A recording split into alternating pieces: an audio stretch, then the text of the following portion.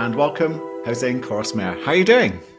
I'm doing wonderful, Paul, and thank you for all you're doing in helping people. I really appreciate your mission, and thank you for having me on.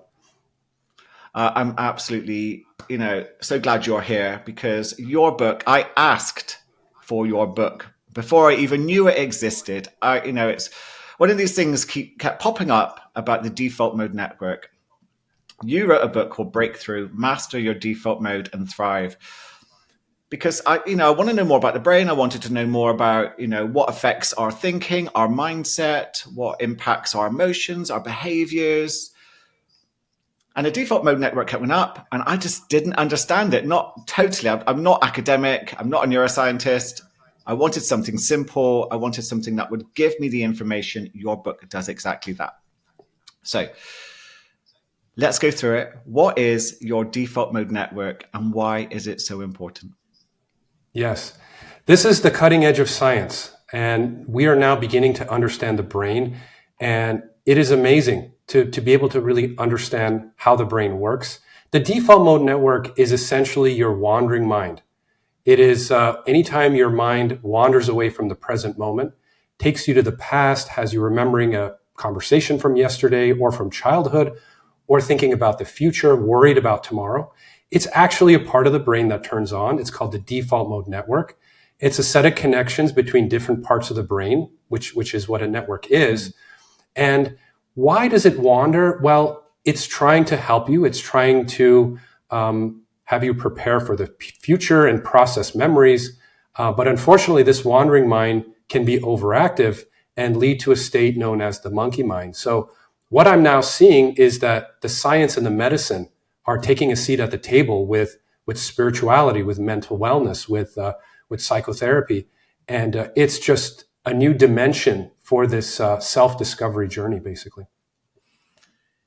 There's so much to unpack here. So the default mode network, it wanders off and it ruminates about the past, and I guess it problem solves. It does all sorts of things. Why? Why is that important for us? Why do we have it? Yeah. We are a very unique species. Other animals don't have this. So the human brain is never really quiet. It's never really at rest. We are either fully present, engaged in the present moment, working, playing, or when we're not in that state, our brain wanders away. And it wanders away. And when you notice when it wanders, the thoughts tend to be about me. The default mode network is actually your ego. It's yourself. It's the storyline of you that you're generating. And when the default mode wanders away, it is building that storyline. It is helping you process memories, decide which of the millions of memories should I keep. And it tends to keep those memories that are regarding the self. Or it thinks about the future and all the different ways the future can unfold and decides how we should act, what decisions we should make. What it's trying to do is to ensure our survival, and thousands of years ago, when life was very, very difficult and we lived in jungles and caves and there were predators all around us, this default mode network ensured our survival. It tends to be a very reactive, judgmental way of thinking. And so that default mode network got us here by focusing on the negative, we have 10 memories from yesterday. We focus on the most negative. That's a hallmark of the default mode network. So this is the survival brain. This is the reptilian brain. It got us here. Unfortunately, it's a cause of major unhappiness. But the good news is when you really understand it, when you really learn it and learn about it, it can change your relationship with it. And you can have this default mode network work for you and not against you. And it's really the same process you're teaching. It just now there's some science now for the process. Yeah. I think a lot of people are having a few light bulb moments go off in listening to this conversation. But there seems to be a problem, doesn't there? A lot of people listening to this will be thinking, but my brain is driving me crazy. It's that monkey mind is just jumping around very erratically. I just want to shut my mind off. What do you think is happening for the default mode network to be unhealthy or so stressed or so active? Yeah. Well, a healthy default mode network makes your life better. It wanders to the future. It gives you insights into your problems. You have a solution to a problem, an insight that improves your life. I have a default mode network like everyone else. When it wanders away, I have gratitude for it. I thank it. But a few years ago, my default mode network was overactive, and I had all 11 of the knots that I talk about in the book, things like stress and anxiety, emotional pain, addictive craving, because my default mode network was always on. I was attached to it. I felt like this is who I was. But it turns out there's another network in the brain. It's called central executive network. It's one of the 7 networks in our brain. It is, rather than the wandering mind, it is the observing mind. The observing mind when you're present, when you're observing, when the mental chatter is off. And it's less about me and I and my past, my future, and it is more about being present. It has a more expansive consciousness. So that process of awakening, I think what you're doing is you're building that central executive network, which is really the most recent evolutionarily, development in humans. It's the most advanced part of the brain. And I think this process of self-discovery, what you're doing is you're building that central executive, just as you would build a muscle with exercise. You can build that by being present, mindfulness, prayer, exercises that ground you in that present. It's also called being in the zone or the flow state. It's all referring to the same thing. It's another part of the brain. So I think for me, it was recognizing when my default mode network switches on. When I brush my teeth every morning, I'm transported to the past. And that's when my default mode network switches on. And it turns out there's one other network. It's called the salience network. And that's what shuttles you back and forth between these different states throughout the day. So it recognizes, brushing the teeth switches over to default mode. So you can sort of tune out. The brain conserves energy, but can lead to some unhappiness when you're constantly in that state. Yeah. And so this is what got me excited when I read your book. So I was doing the research, and what got me excited was I realized that when a default mode network becomes healthy and quiet, and you talk about the central executive network being about awareness, almost like intuition, that flow state, that seemed to me to be describing the awakening process, which That's right. is quite documented. And when I read your book, I was like, oh, wow, okay, now I get it. This, because a lot of people say, how do you know, with the awakening process, that this isn't just a trick of the mind, or a brain process? And I was like, well, I don't know. I don't really know. That's the reality, is it's happening. So that's why I was so excited about what you'd written. So what are your thoughts? So the awakening process is because things are working better, healthier? What's happening there? I think what's happening is, first of all, the awakening process is you're allowing the mind and body to heal. There's inner healing taking place. I call them 11 knots. I don't call them disorders or diseases or syndromes. They're knots, like knots in a rope that could be pretty firm and stuck in place, but you can untie them and it returns to the original shape. And in that way, the mind is self-healing. I think the awakening process starts with the intention to be happy and healthy, to heal. And the mind will heal itself from stress, from anxiety, if you give it the right conditions, and also by understanding yourself, which I think you very eloquently talk about in your podcast. So I think what's happening, one, is there's a healing process, and two is you're silencing this default mode network and you're building that central executive. The more mindfulness practices that you do day after day, you'll notice your focus starts to improve. It's very gradual. It's not sudden, but very gradually your focus improves. And as you spend more time in the present, there's a greater appreciation. There's greater compassion. This is our baseline state. When we're born, I have 3 young kids. Their baseline state is present, joyful. They exist and feel. They don't think and interpret the way we do. And that is our baseline state. And I think the awakening process is returning to that more innocent state, returning to that that higher self, which until now, as you said, has been enigmatic. And how do you describe it objectively? Well, I think now that we understand the brain, it is more objective. We can, and I think this is just the beginning, personally. Yeah, and actually, toward the beginning, it's nice to lead to. They do talk about being present as called the beginner's mind. It's like you're seeing the present moment for the first time without those judgments, without sort of that, conditioned perception. And that it is a beautiful experience, really beautiful experience. I wanted to just quickly ask you, why do you think it is? Because I get asked this quite a lot. Why do you think it is that when your default mode network does quieten down and your central executive network does become, say, more dominant or healthy, that you do feel connected to everyone and everything? It's almost like this insightful feeling of love and compassion. Yeah.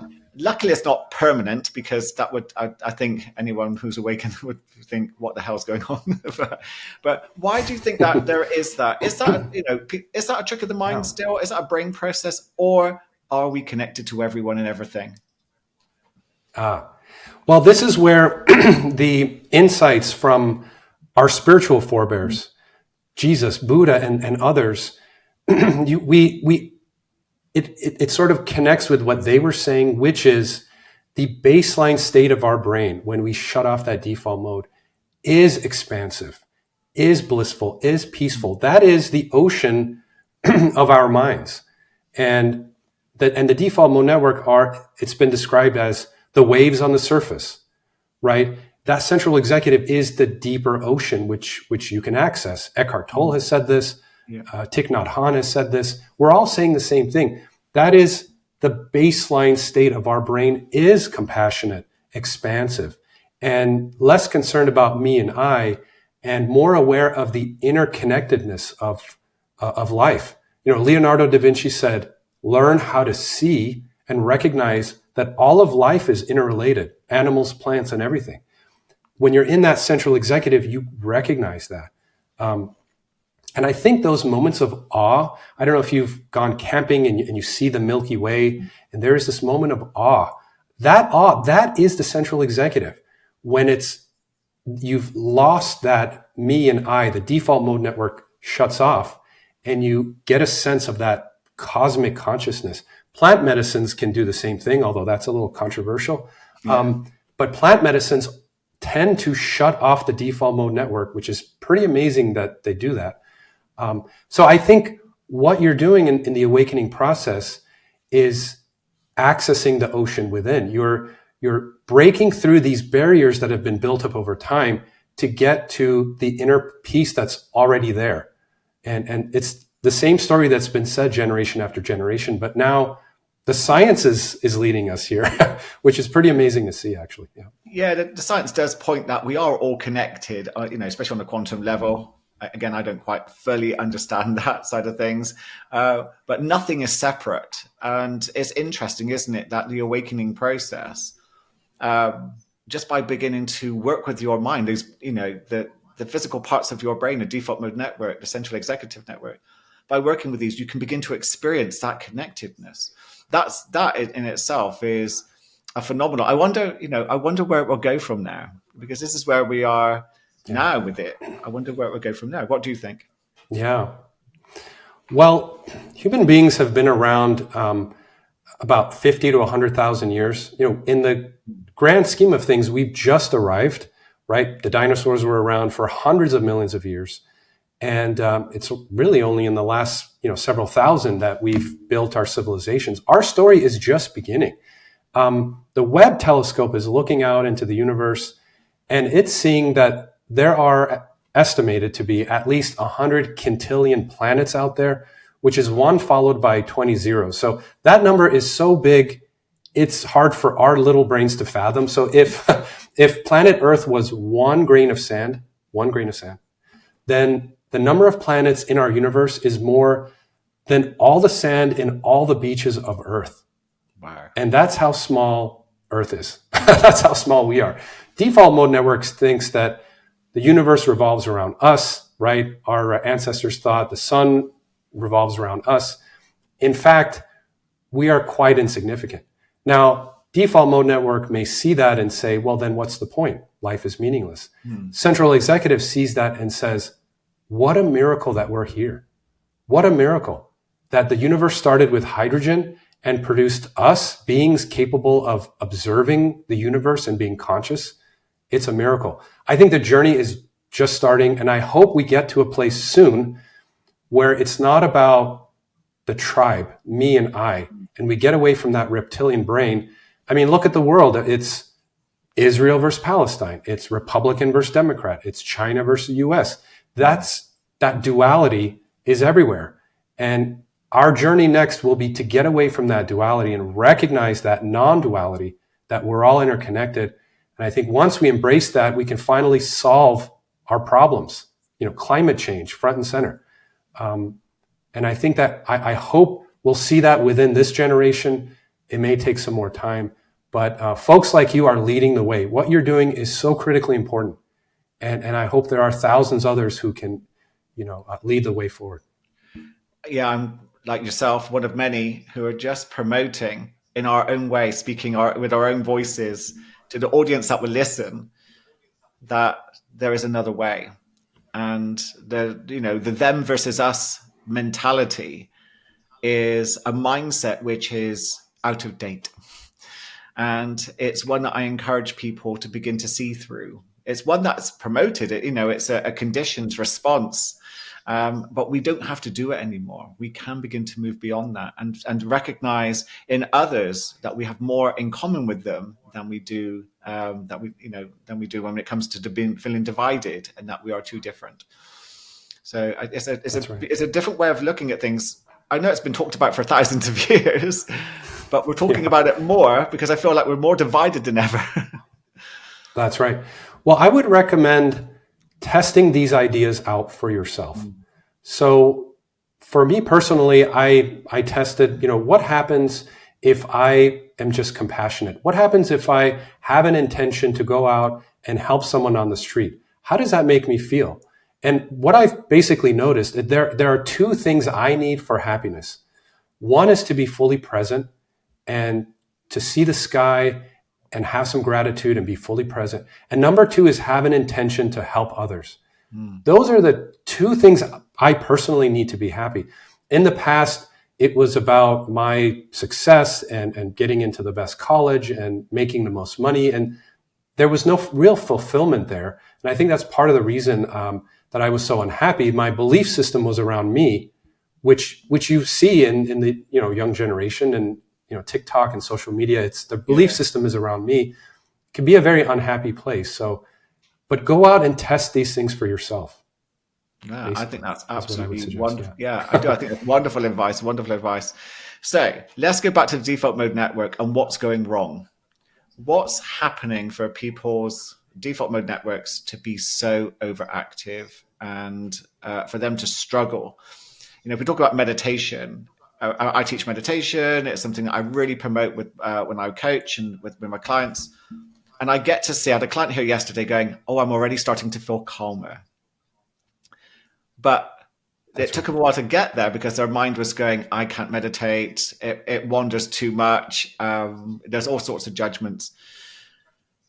What's happening for the default mode network, do you think, to be overactive and stressed? Yeah, I think it's again, one of the older parts of our brain. It has good intention. It is trying to help us. It is trying to help us prepare for the future, process what happened in the past. Yeah. But for many of us, it's on all the time. It doesn't help that we have all of the distractions of society, the social media, and employers are expecting us to process data and information. All of that sets the brain up for more glutamate and actually makes the default mode network more overactive, unfortunately. And so our current environment is actually contributing to all this, but recognizing it and setting an intention, the most important thing is to set that intention. May I be happy and healthy? And I've heard many people say, I've tried meditating, my mind wanders. And I tell them, meditation is about observing. It's not about being in a place of peace. Yeah, sometimes you get lucky and there's bliss and peace, and that's wonderful. Meditation is about observing. Equanimity meditation, very powerful. You become at ease with unease. Actually, the Stoics talked about this, Marcus Aurelius. Observing your stress, observing your anxiety, noticing it come and noticing it go, realizing that these are temporary phenomena. Thoughts are temporary phenomena. There's no need to react to them, to judge them, to wish them away, but rather try observing. And that observing, what you're doing is turning on the central executive. And initially, it's a dim candle. It's very dim, but with practice, what's happening is you're building that power. You're building that observing mind. After a few weeks and after a few months, the observing mind gets so strong that you can watch thoughts come and you can watch them go. A few days ago, I had some back pain. I was noticing, I was reacting to it, and I just tuned into it and I observed it, and I noticed the reaction to it, and the reaction to it went away, and I observed the pain for what it is, and it was tolerable. I didn't have to medicate it or run away from it. So that observing mind, that is what you're doing. If you sit down to meditate and your mind is racing and you can observe that mind, you're succeeding. You're on your way. You've actually started the journey. So keep at it. It gets a little bit easier every day. And after a few weeks, like yourself, one day you find yourself awakened and you look back and say, something's changed. I feel a bit lighter. It's a gradual process, but yeah, and start small. People sit down for half an hour and it's torture. But you can just begin with 5 minutes, just 5 minutes of just focusing on the breath and just, I like to get people just to label each thought as it pops up, thought. And that way you just begin to become the observer. Because I really like the idea that, and this is really important for people to know, you are not your thoughts, you're not your feelings. You're not, not the identity you say you are in your mind. You are the observer of those thoughts. You are the awareness of those feelings. And I think that's really nice. When people get a sense of that peace, that stillness, that's there, naturally there, always within, it's easily accessible, then it becomes easier to stay more in the observing state when you're stressed or struggling with pain. You can just step back and go, oh, I see you. I see these thoughts. I see these feelings. Absolutely. That's wonderful, Paul. Very, very well said. And I think we need more folks like you out there. And it's just wonderful to see people being helped and helping others. That's really humanity at its best. And just can't thank you enough for what you're doing, Paul. Oh, and again, and you too. And one thing I wanted to sort of move this on to was, we're seeing and you mentioned it in your book, and I was like, oh, light bulb moment again. You mention ADHD and the salience network. Can you explain a little bit about that? Because I think this makes absolute sense as to why there seems to be a rise in ADHD. Absolutely. So depending on our individual, brain structure, basically, an overactive default mode network can manifest in many different ways. For some people, it's anxiety. For some people, it's depression. For some people, it's addiction. For some people, it's ADHD. So ADHD is a condition where people have a hard time being present. And what's happening is the default mode network is like a strong magnet that pulls someone out of the present moment. It's like they try to focus, but that magnet is there, and eventually it just pulls them away. It's too strong. So I think what's important is to recognize this is not a permanent condition. You can overcome it. Focus is something that you can train. Again, just as you would build your muscle with exercise, if you want to be a good tennis player, you have to practice. Focus is something you can train. 5-minute focus exercises where what I like to do is listen for 5 sounds in my environment. Look at 5 things in my environment. Feel 5 sensations. And initially, that's very difficult to do as the DMN interrupts you. But as you do that every day, you'll notice your focus improving over time. There was a British study that showed even 1-year-olds can be trained to focus, which is quite cute, imagining that study. But what I like to do is I'm on a treadmill and I focus on the timer 10 seconds at a time. And every 10 seconds, I say something like, thank you for this focus. It could be anything. But I've Initially, I could focus for 10 seconds, 20 seconds at a time, and now it's up to 5 minutes, 6 minutes before I'm interrupted. It's something that you can build over time, and that helps with mindfulness. It helps with productivity. And so ADHD, there are medications out there. What those medications do, they actually chemically allow you to focus by releasing adrenaline, and that works through something called the blue spot, which we can talk about. But you can do this organically and holistically without all of the side effects, basically. Yeah, what's the blue spot? You just mentioned that just because I think people would be going, Yeah. what is that? It's a term. It's called the locus ceruleus. It's a very small part of the brain that connects with hundreds of regions of the cortex, and it releases something called noradrenaline that gives you a jolt of focus. So, for example, if you're driving down the highway, DMN is on, your mind is wandering, and suddenly you see a police car in the rearview mirror. You suddenly get this jolt of focus. That's your blue spot. It has sent this noradrenaline, and you're focused. ADHD medications like stimulants, they do the same thing. They release noradrenaline chemically. And for some people, Adderall actually helps you focus. But I don't know, for me, there's a discomfort with the medications. But training your mind to focus is the same thing. You're doing it organically, and you can get the same result. It can change your life. ADHD is not a permanent condition. It can be changed. Your mind is plastic, which means there's neuroplasticity.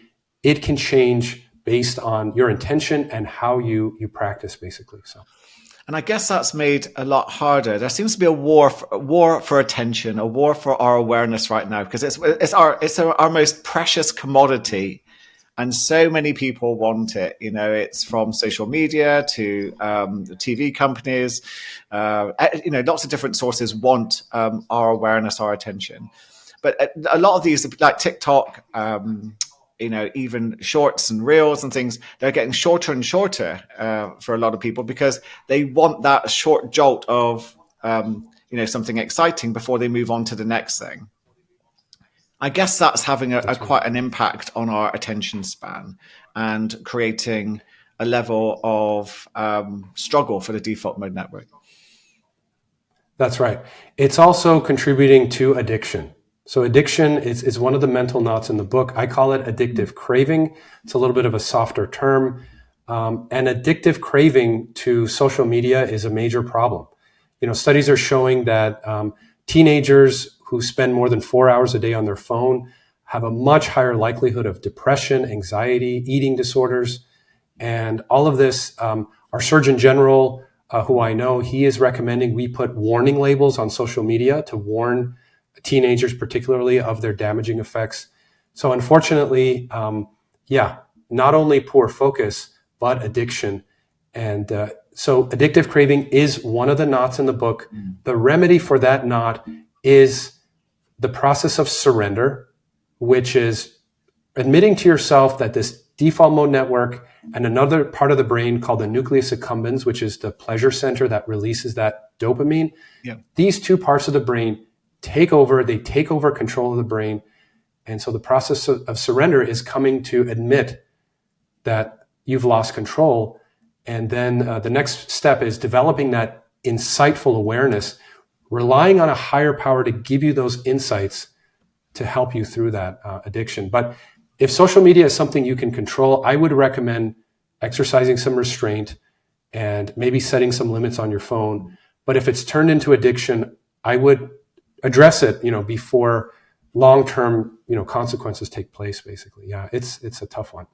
Yeah, and you also talked about the use of your mobile phone stimulates glutamate. And I meant to ask you earlier, actually, what is glutamate? I know it's clear in the book, but for anyone listening, using your phone stimulates glutamate and Gaba. What's the relationship? And because I think people will find this quite fascinating.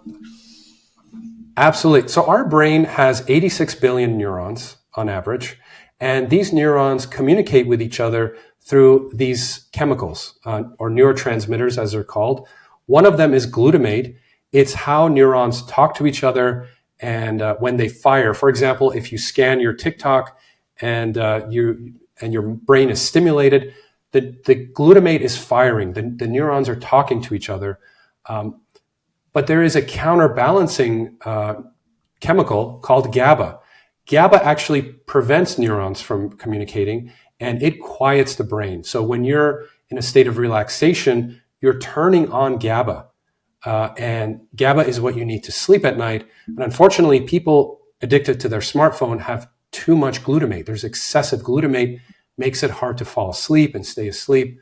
And so many of us on Friday nights, let's say, our brains are just overstimulated. What do we do to turn on the GABA? It's very natural. It's a glass of wine. It's a beer.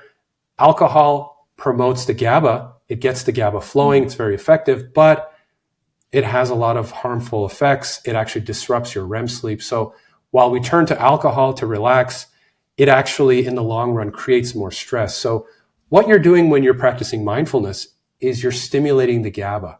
You're getting the GABA flowing. And what that's doing is preventing stress from happening. It's preventing the glutamate.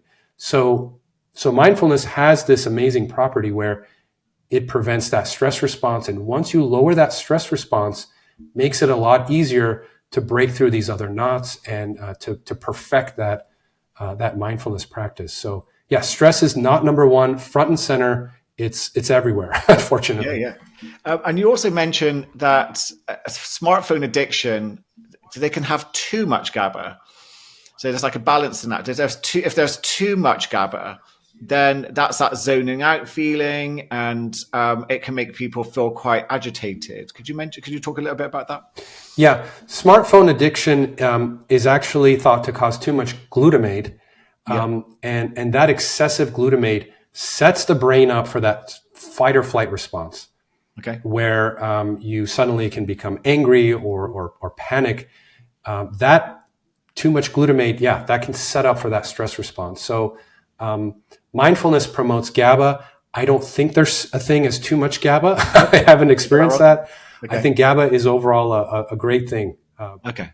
Brilliant. No, again, I just wanted to, I don't know, maybe it wasn't in your book. I think I might have been doing some research, actually. I'm not sure.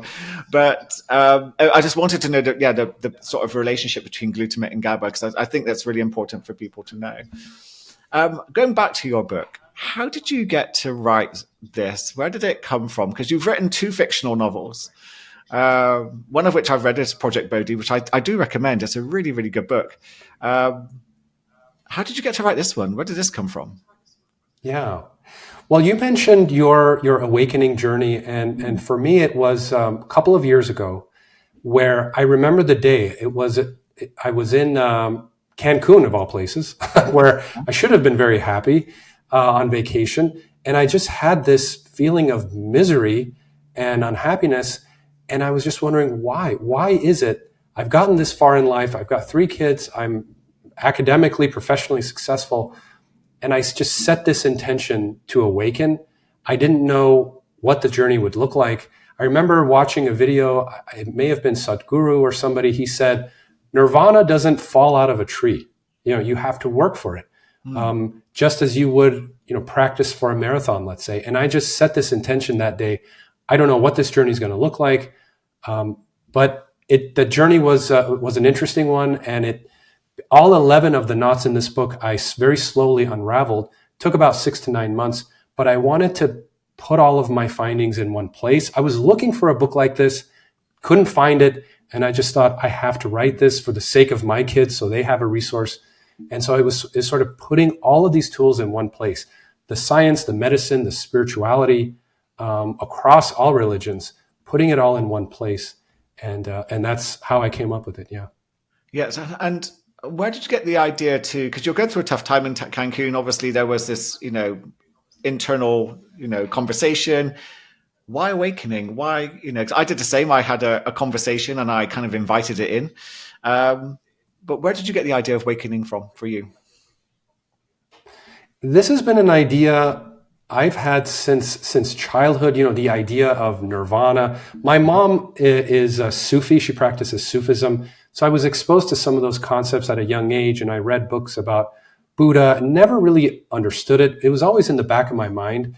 About 15 years ago, I experimented with plant medicines, and there was a glimpse of an awakened state. It was just a glimpse, very fleeting. But I think it's sitting there in Cancun on the beach in misery, it just hit me that, wait a minute, there is this awakened state. I must experience it, however long it takes, whatever it takes, I have to get to it. And so with 3 young kids, it was quite difficult to practice, let's say, Vipassana, which I highly recommend. I didn't have the luxury of going 10 days to a retreat, but I would wake up 5 in the morning, spend a couple of hours doing insight meditation, which was mind-blowing. Insight meditation, Vipassana, highly, highly recommend. And that was one part of it. But it was just determination and resolve and intention. And that's the fuel you need. I think you mentioned the stress, the misery, that's the fuel. That intention gets you on your journey. So if you're in a state of stress and anxiety, you have the fuel to get to that awakened state. Take advantage of it. I love how you just worded that, because I am a big believer that anxiety and stress, ill health, they are your wake-up call. They are your path to awakening, because we have to at some point go, okay, well, I'm quite miserable. This has to change. What can I do? Because I can't keep having, buying experiences, buying different things, having different partners, sex, drugs, and rock and roll, whatever it is that people lean towards to try and solve their issues. And then, when you go inwards, there's, you get to know yourself and you get to find out what's really going on. And that is, that's the process of getting to know thyself, and that's when the truth begins to reveal itself. Right. And that is incredibly powerful. So what was it like for you? What was it? Did you have, like I did, like this one moment where suddenly you just went, boom, and there it is? Or was it gradual? What happened for you? For me, it was gradual. These 11 knots were pretty entrenched. Emotional pain, the second knot, I've had since childhood. We were immigrants. We fled Iran and came to the U.S. And some ancestral emotional pain that was handed down to me, some expectations. I mean, those were things that were very difficult to unravel. But there was one day I remember, I think 5 or 6 months in, where I kind of looked at myself and I said, am I at ease? What am I feeling? And I noticed my baseline state was happy, was blissful.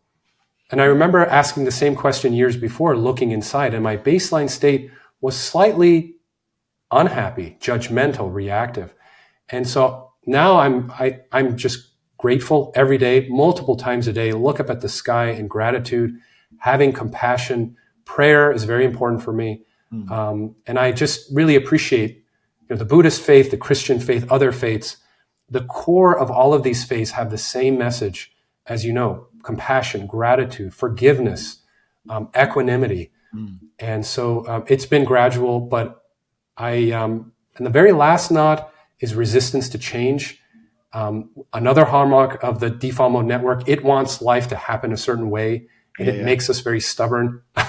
Yes. And so the remedy there is resilience. And every day I try to build that resilience so it's ready when a difficult day comes. And a difficult day will come. That's the nature of life.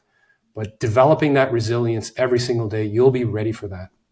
So you trust yourself, don't you? That's the key thing with all of this. You've worked through those knots. I'm just going to get you to mention some of those in a moment, just so that the audience gets a sense of what it is that you've worked through.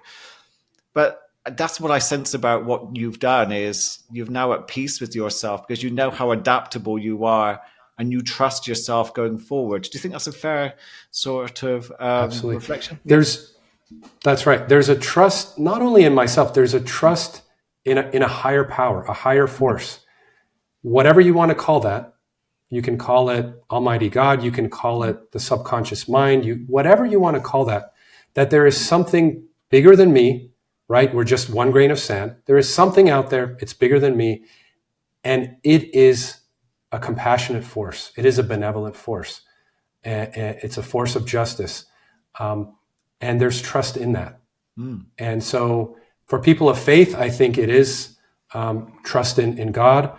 For people without those backgrounds, I think, there is a spiritual component out there. And I have trust in that. And it's made me very happy compared to the old days. I mean, I'm not happy every single day. 3 young kids, a very difficult job. Yeah, yeah. But now I notice when the stress is coming, I notice the anxiety, and I recognize it, and I set that intention to get back on the path. So rather than medicating it or relying on a bottle of tequila to numb that, now there's this better understanding of the emotions and how to manage them. Yeah. I guess there's always a small little knot that begins to appear, isn't it? That's the thing about awakening. It's not suddenly like you're enlightened and then that's it, you've reached that level. There are little things that begin to appear, that little old programs that are just, in my opinion, like a knot, asking to be unraveled. It's just an old program asking to be upgraded, and that just continues our process. It's a constant evolving experience of awakening. It doesn't end. It doesn't just reach this level and that's it. Yeah. But I think you can change the relationship with that default mode network. As I mentioned, Yeah. having gratitude when it turns on, having an understanding, okay, this is having me worry about Friday's, conference presentation so that I can be better prepared. Thank you, Wandering Mind. I appreciate that. Yeah, yeah. And when you have that gratitude, more insights arrive. It actually makes you more productive and successful. And so, yeah, but life is inherently challenging. That is never going to go away. Stress is a part of life. Yeah. We need stress to get through life, right? It's very important. Yeah, I love that. Why? Just anyone's thinking, why? Why do we need stress? Just what's your view on that? Yeah. Well, I have this analogy. Let's say you're driving down the road and suddenly there's a big pothole in the road ahead. Well, that stress response gets you alert, gets your heart pounding, dilates your pupils so you can drive around that while avoiding oncoming traffic. That stress response saved your life. If you were in a dull state, well, you would drive right into it, right? Yeah. But then you keep driving, and then you get this internal chatter and thoughts from yesterday and worries come up, and it triggers the same stress response as the pothole, even though you're not in harm's way. So I think when you enter that state of peace with mindfulness, that stress response will kick in to save you when you need it, rather than being turned on all the time by internal chatter. Yeah. So it'll appear when you need it. I absolutely agree with you. And also, when I exercise a lot, do a lot of athletics, and stress is quite important for that because I need the buzz to get going. Right, so I can't be too chilled running around the track. That's right. Yeah, that's right. What were some of the knots that you went through? What were some of the things that are mentioned in your book that people could relate to? So the knots, absolutely. The knots are presented in a particular order. It starts with stress, and each of the knots has a remedy. Stress is front and center, number one. The remedy is mindful relaxation, which is essentially, and so what does it look like? That could be mindfulness. It could be prayer. It could be anything where you are relaxed but present and mindful for those 15 to 20 minutes. Not, taking a bath and checking your smartphone the whole time. I would say that's not mindful relaxation. Yeah. And for some of us, it's actually difficult to relax for more than a minute. Some of us addicted to smartphones, for example. But again, you can train yourself to be in those 20 minutes in relaxation. It'll change your life. So stress is number one. Number two, emotional pain. And each of these, by the way, the default mode network plays a central role. Emotional pain, the ultimate remedy for that is forgiveness. It's at the heart of Christian faith and other faiths. Number three is addictive craving. We talked about that. Yeah. Surrender and insightful awareness. Number four, loneliness is actually a knot that you can reverse, and compassion is the remedy for that. It's at the heart of many faiths. Negativity, pretty big one. DMN is a hallmark of that reactive, sort of negative reptilian brain. Yeah. The antidote, the remedy for negativity is equanimity, which is at the heart of Buddhist practice and other religions. Equanimity is something you can actually cultivate and end negativity, being at ease with unease. Some of the other knots, anxiety and anger, the power of presence is the remedy there. Dissatisfaction, the remedy there is actually awakening to reality and the power of awe. The satisfaction is a very subtle one, not recognized as a problem by medicine, but can be a big driver of unhappiness. There's also dishonesty and denial. Denial is a big one that prevents that awakening from taking hold. Integrity is the remedy there. And then poor lifestyle. So I put that at the end. Poor lifestyle, poor diet, sleep, and exercise. It turns out these mental knots prevent us from, let's say, keeping the weight off because we start a diet and we lose 20, 30 pounds. But then the stress, the anxiety, and the way we cope with that, the weight comes back. So once you resolve stress and anxiety, emotional pain, it's a lot easier to keep the weight off. So I put lifestyle towards the end of the book. And and those are the knots. And and again, science, medicine, there's therapy, different types of therapy, there's medications, spiritual practices, and very practical exercises like breathing exercises, focus exercises, which you can do. It takes 5 minutes. I put them all in one place for the reader. Yeah, and the podcast and the audiobook is coming out soon as well. Yeah. Are you reading it, or is someone else reading it? I'm reading it. Yeah, you are reading it. No, nice. Yes. It's lovely when the author is actually the reading it through. Because again, I'm going to show on camera. This is the book Breakthrough: Master Your Default Mode and Thrive. It really is an amazing read. I read it in one go, by the way, on a train up to London. And I was just, underlining everything and just going through it because it made so much sense in regards to why people are struggling and what they can actually practically do about it. And this is why I want to thank you, because it really makes sense. As a coach, I can add this in. This is why your mind is wandering. This is what you need to strengthen. And people like that visual, I talk about the central executive network like a bicep, just need to start, exercising it, and then you'll get the benefits. It's not going to just do it from just one exercise. So thank you so much for an amazing book. What's next for you then? Now that you've now that you're doing the audio version of your book, where are you going to go with this? Is there anything else afterwards, or are you going to have a rest? My goal for now is to help folks like you who are in the trenches, on the ground, helping people, giving you the tools to help your patients and your clients. That's my goal this year. I would love to write a book on the Salience Network. That's a fascinating one.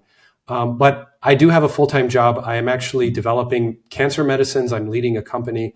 We're developing cell therapies, and I'm keeping that day job. I think it's been my passion for over 2 decades, and helping cancer patients with new medicines. That's what I do day to day, and we'll continue that. Yeah.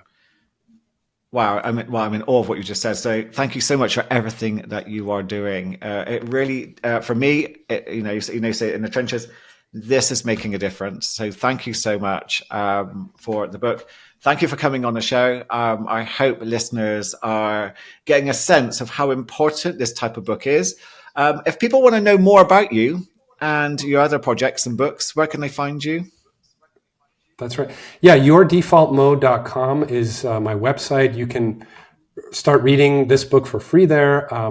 This podcast, I will put there on the website. And all of my social media handles and emails and contact information is at the bottom of that page. And for whatever reason, the British readers are picking this book up. 80% of the readers are in the UK. And so I really thank you and and others there in the UK for reading this. And would love to hear from you if it's making an impact. It will definitely make my day. So, Thank you, Paul. Yeah, let us know. And I will put all your details on the show notes. So all people have to do is scroll down into the show notes, and you will be able to contact Hosein Kouros-Mehr through the links there. Again, thank you so much for coming on the show. Thank you for everything you're doing. And to those that are listening, I hope you've enjoyed today's show, all about the Default Mode Network. I would love your comments, so please leave me a review in the show notes or in Apple Review or Spotify. We would love to hear from you.